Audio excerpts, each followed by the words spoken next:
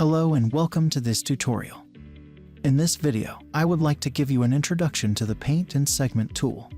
Now, the Paint and Segment tool has been released with VGSTUDIO MAX 2023.1. This tool is especially powerful for segmenting datasets based on the gray value structure. It uses a machine learning classifier to segment the entire volume based on a few example regions that you define. This makes it very useful for a variety of applications, like for example, for battery segmentation, for biological datasets, or like in this example for material science. The dataset that I've opened here contains a glass fiber composite material consisting of 3 different components. We have the matrix material that is a polymer. Then we have the filler material that's a mineral. And then we have the glass fibers. What I would like to do is to separate these 3 materials. We could try to use a classical segmentation approach, like for example, a gray value range, but I'm afraid that this might not be too successful in this case because the matrix material and the filler material are very close to each other regarding their gray value. And on top of that, there is a certain amount of noise, which makes this even harder. Now, to get started with the Paint and Segment tool, we have to label the different materials. The tool can be found on the Select tab. Here we see 2 entries. There is Paint and Segment and Apply Paint and Segment Model. The first one that we will use is Paint and Segment. I will make sure that my volume is selected in the scene tree, and then I will click Paint and Segment. This will create a new object in the scene tree called Labeling 1. This labeling object will store all the labels that I will assign to the different classes.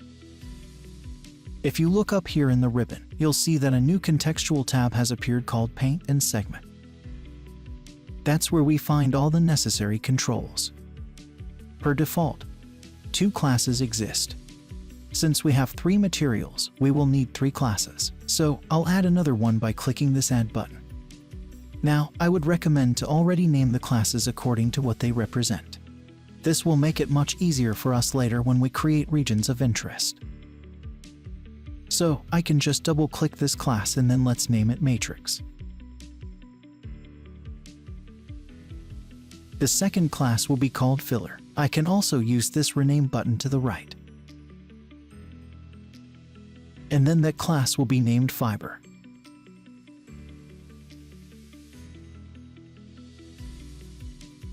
First of all, using the brush size, you can increase the size of the brush cursor. So now that I've got my 3 classes, let's start painting. I will start with the matrix material, and what I will do is I'll just paint in a few voxels here and there where I think this should be matrix material. I really don't have to go overboard here at the moment. Then let's do the filler. So, this belongs to the filler material.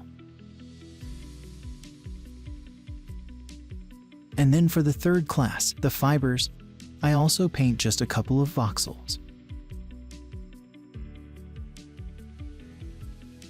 And I think that's just enough for now. Now that I've labeled a couple of voxels, I can activate the preview by checking this preview checkbox up here. Now, the very first time I activate the preview, this will bring up this progress dialog. However, this calculation only has to be executed once. The subsequent preview calculations will be almost instant, so I could go ahead and refine my segmentation in a very interactive manner. So here you see what our current segmentation looks like. Now obviously this is still far from perfect, but what I can do now is I can go in there and paint in the correct labels. So let's do that. I see some fibers here that didn't get classified correctly. Then this looks like it should be filler material. I can also turn down the preview opacity if the preview is distracting me too much from the gray values.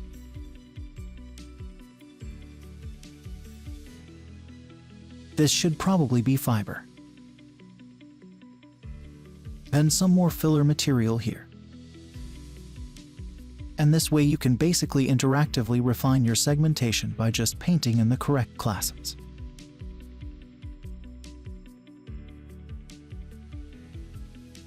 Now you can also switch between your classes by using shortcuts. So I can use 1, 2, and 3 on the keyboard to switch between my 3 classes. If I had more than 3 classes, I could also use the other number keys as well.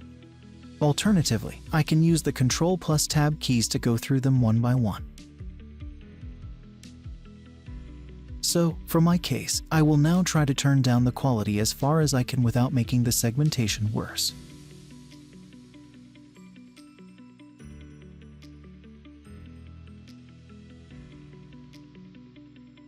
Now if I go too far, as we've seen before, some areas kind of grow together.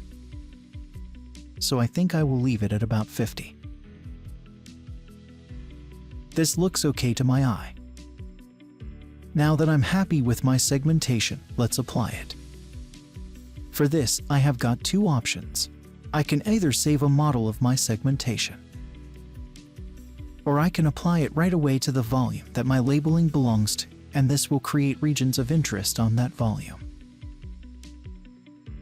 Let's start with this first. So I'll click the Create Rows button, and this will start the calculation. Now keep in mind that this can take a very long time, depending on the size of your dataset. Now, as you can see, we've now got 3 new regions of interest in the scene tree for the 3 different materials. It can be kind of hard to identify which region is which if you just see this outline display. That's why it is advisable to assign names to the classes beforehand. What we have seen now is the most straightforward workflow. However, there might be cases where you would like to save the segmentation model and apply it to a different volume or to a region of interest. And this is indeed possible. To do so, I will go back to the labeling object. To make the model we have created portable, we can use the Save Model button. This will create a model, which is an abstract description of my segmentation that I can then apply to other datasets or regions. If I click the button, I have to choose a name for my model. I will go with Fibers.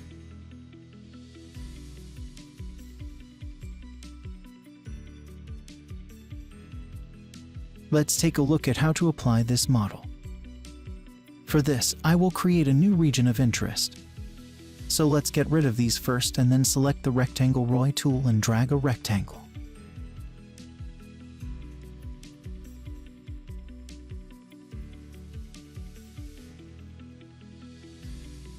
Let's assume I'm just interested in this area here. Applying the segmentation to just this row will be much faster than applying it to the entire volume. In order to apply the model, I now will click the Apply Paint and Segment Model button in the Select tab. This will bring me to a new contextual tab called Paint and Segment Models. It looks very similar to the Labeling tab that we've seen before. On this tab, I'll find a drop-down where I can select the model that I've just created. Indeed, it will be pre-selected.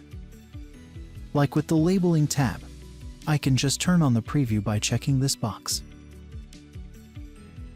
As you can see, the preview is now restricted to this region of interest because that's the region I have selected in the scene tree. I can also switch back to the volume and the preview will update automatically. But let's stay on the region.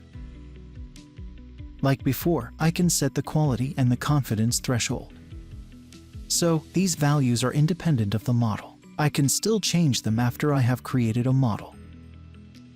If I now hit Create Rows, the calculation will be much faster than before because it only runs on that one region. This also means that the regions that have been created will only contain data inside this rectangle.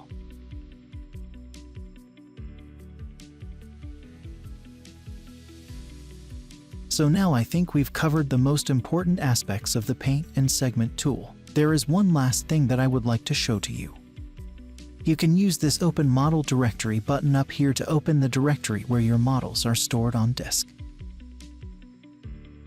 Your models are not part of the project. They're stored locally, and they belong to your VGSTUDIO MAX installation. If you would like to share a model with someone else, or you would like to transfer it to a different PC, you can just drop the file into this folder and it will automatically show up within VGSTUDIO Max.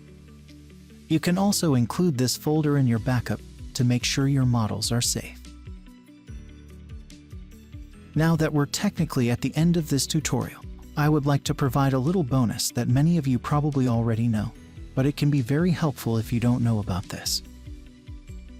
Now, as I've mentioned before, it is very hard to tell what is what if you have this view of your regions.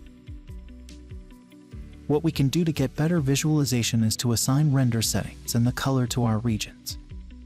So, I'll select the fiber region and then I'll click this button down here to add render settings. And then double-click the bar at the top, and here I can assign a color. So, I'll go with red for the fibers. Then I'll do the same for the filler. And here I'll use a blue color. Now I can turn off the outlines of the regions. Now I have a visualization that looks much better. With that, I think we've covered everything you need to know about the Paint and Segment tool for getting started. I am looking forward to learning about all the use cases that you will find for applying this tool.